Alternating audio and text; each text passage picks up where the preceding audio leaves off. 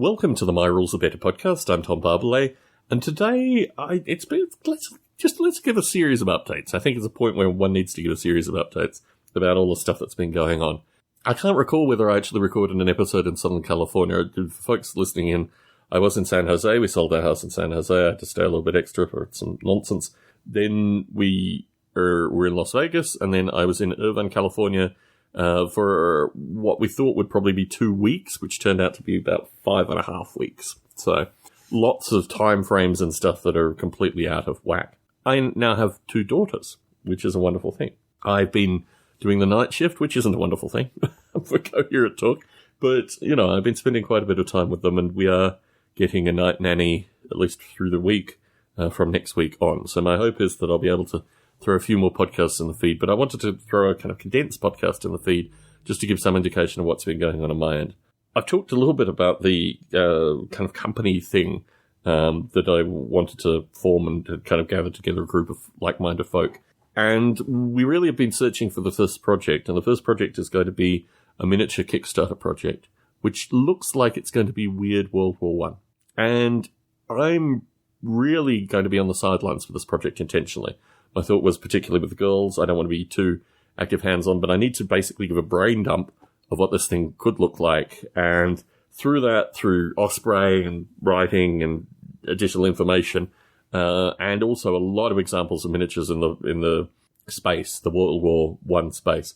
And here, I'm not including the Empress miniatures because they're just too amazingly detailed. I really want something that's more about, people where what you're doing is taking existing ranges and just adding additional figures to the ranges. And the additional figures are probably in the order of 20 to 35 currently. And then just making it Weird World War One out of existing World War One figures, obviously late war. So that project is just it's come together on my side, and I've started sending out, we're a truly internationally distributed company. So, we're a truly internationally distributed group of friends currently.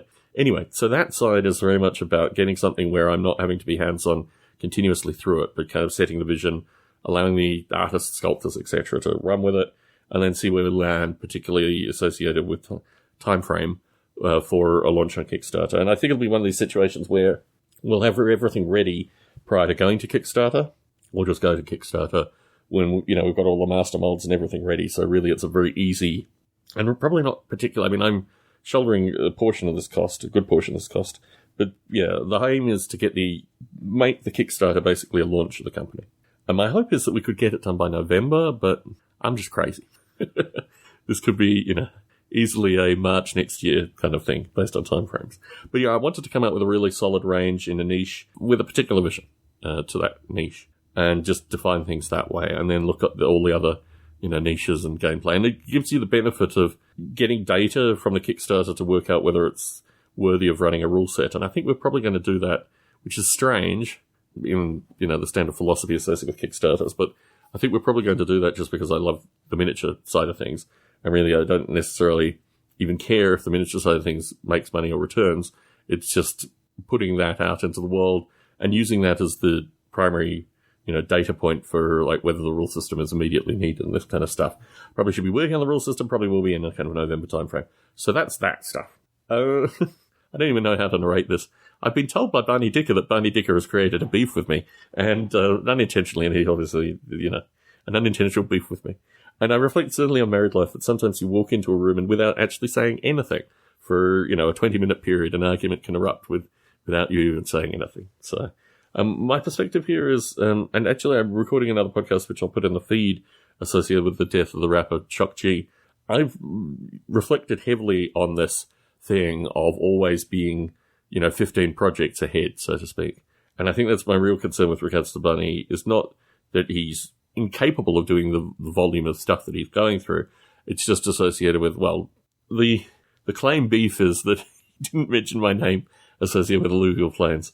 And my view is I've got a certain amount of documentation. I've got a little bit of documentation I need to finish with alluvial plains, but really I think I'm still the only person that actually run one of these games independently, and I don't really have any beef with Barney Dicker. So, associated with podcasting beefsteaks, anyway. So my view is always that without active intervention or active participation, my name would probably drop off alluvial plains anyway, and I've kind of made this point to Barney that, honestly, I don't find that offensive at all. It's just the nature of the way these things happen. But similarly, I still owe a little bit of work to Barney, which I think would be relatively easy if Barney and I just got on a call together to kind of flesh out and work through. It's more my ability to type words currently. But yeah, anyway, so I'm not particularly fussed by that. I'd just like to see more things being produced, ideally through Kickstarter or stuff we can get our hands on. And I think that really, if that isn't distilled in the philosophies that I've already discussed in this particular recording, I'd hope it would come through eventually. So that's the Barney Dicker alleged beef, put to bed at least on my end. Since I recorded the podcast, I've had the opportunity to listen to Barney Dicker's apology. And my thought is just that this is indicative of a kind of ongoing, distancing, lack of communication, not really sure what's happening. Of which part of it is my responsibility. I really genuinely want to pass on the section associated with creatures. I put in about an hour and a half's worth of work today. It's one of these things where you just work and you're like, I gotta change that, I gotta change that. So my suspicion is probably I'll reach out to Spencer and Barney, just provide them with what I have so far. So I'm no longer a squeaky wheel in the thing. And then ideally, when I'm slightly more competent in terms of not living in the night, so to speak, I'll then get back in contact with them and work on it more seriously. But I'm also of the mindset and just generally that I want to reduce the number of things I'm working on. And in particular, because this is a project that has been, I don't know how one would describe it, relatively one way in terms of time commitment and other things, and not kind of socially rewarding, which I find really very curious. So I'd like to reach out to Spencer in particular and see if we can cultivate a friendship through this thing. Because certainly one of the things that struck me about alluvial plains to date is my involvement with it hasn't really, aside from periodically talking to Barney, the other folks who are involved with this thing, I don't know. I just like to have more communication with more people, I guess. So yeah, that's an insert thought, having heard Barney's quote-unquote apology, which is in and of itself, I think, relatively curious. I predicted that I probably would drop off the alluvial plains discussion list anyway, just because I'm not actively involved. And if I was more actively involved, like if, for example, we did a monthly where we could all attend and we all kind of talked on that, it's very much driven by Barney's podcast, and I'm already quite out of the loop with regards to a lot of the stuff that's discussed. So, yeah, I don't really feel included. And at the same point, I got plenty of my own stuff going on, so I don't know how we'll resolve this, but I think initially I'll reach out to Spencer and Barney, pass on what I have so far. I've divided the document. Originally it was a document associated with all the creatures plus the hunt, which was an example of how to play the, multi-creature rule system within an existing game. There's another point which I made, since I'm directly communicating with Barney and Barney alone. I have a bunch of paper notes associated with the game and as it was run, and it actually contains important rules-related stuff which is still packed up in boxes, waiting for the bookshelves to be built, to have the stuff put on it. I mean, my whole life is kind of compressed in these ridiculous kind of time frame paradox things. So my hope is that I'll get to the box with the additional paper notes in it and I'll go back into the rules, but I don't need that currently to present to them what I have so far in a digital form. So that's the update on my thinking so far. I bought a rule system when I was in Southern California, so I need to take a step back. We were completely, I was just exhausted. It's funny how the exhaustion hasn't actually replaced itself with other. I've gone through multiple phases of multiple flavors of exhaustion in the past 3 months. And one of the only outs, aside from going to really delicious and expensive sushi restaurants, which I also did while I was in Southern California, was finding obscure game stores in Southern California of some note. My personal favorite is still Brookhurst Hobbies and Games. I think it's called Brookhurst Hobbies and Games. Yeah, anyway. Brookhurst is just like a central point. And when I was in there, actually, and this is also shout-outs to Barney Dicker, I found 10 Inquisitor miniatures in box. When I got them back to Las Vegas, I realized that it was actually someone's collection that they've kind of stuffed back into boxes.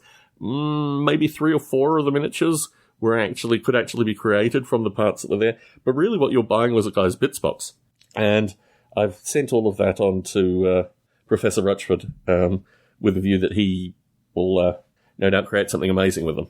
But yeah, it's an interesting format, the Inquisitor, just the size and general scope and actually how non-meaty they are for the GW range, which is interesting to me. So, yeah, I found those. I can't recall. I mean, what I ended up with was a lot of magazines through this and finding both old magazines. The Warhouse is it in Long Beach? I think it's in Long Beach. Was another one of these amazing game stores. Small, didn't open on time, but basically it's run by a guy who used to be a frequent customer there.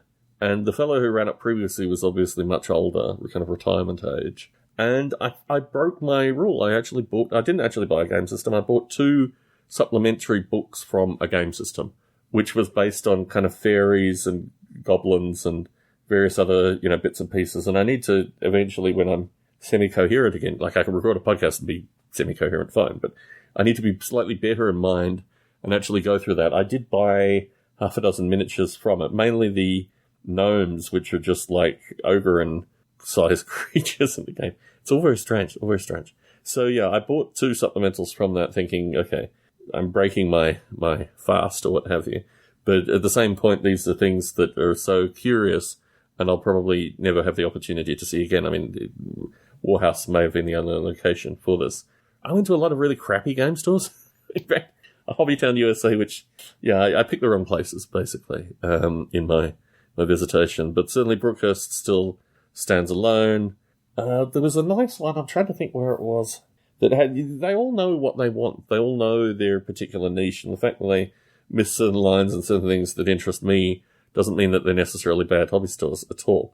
And particularly in the age of COVID, it's this is one of the things I wanted to do actually, was to go to these hobby stores and get a sense of, what they were. I mean, if you look at Warhorse, there was another place that I think was in Santa Barbara that closed. It's the one that did the crossover with Game of Thrones, where they had what's her name? Anyway, one of the younger Game of Thrones actresses come in and pretend to not be her, and that she was just someone helping out in the hobby store. I went to that just as it was closing, and because I joined them on Facebook, the owner was very curious. I've probably told this story already. He had some original era GW Hobbit, the Citadel Hobbit, in an army, quite a beautiful army. And I asked him if he was selling that, and he said no, it belonged to a friend of his that had passed.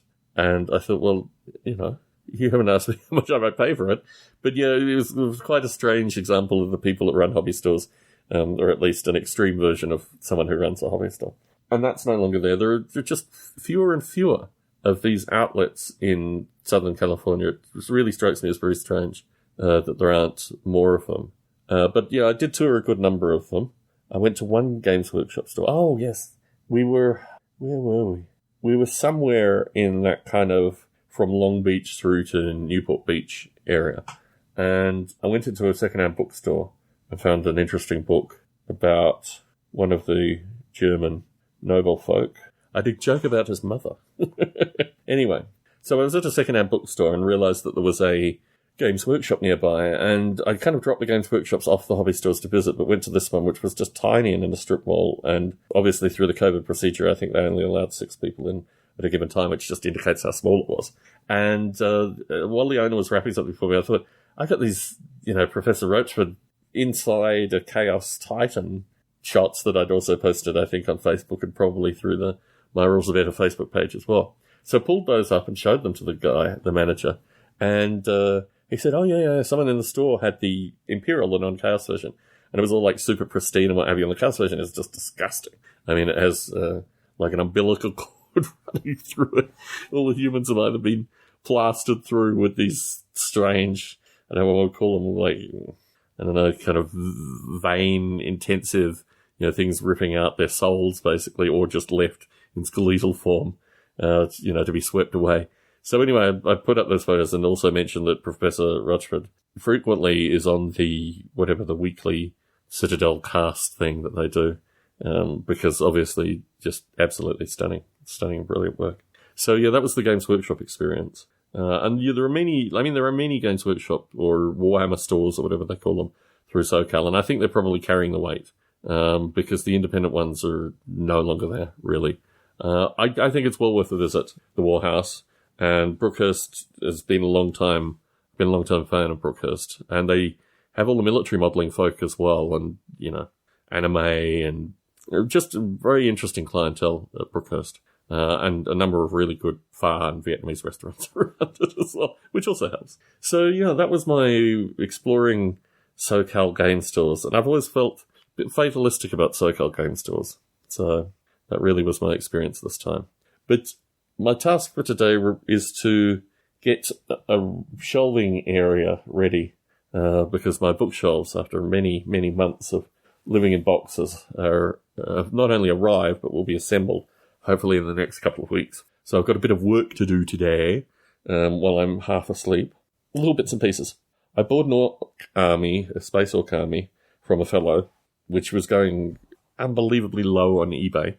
And I've already sent that to my friend in Yorkshire to perform some amazing work on. And it was all small. It's interesting when people create their own armies, particularly for Rogue Trader, because they don't have the specifications that you do in the later versions.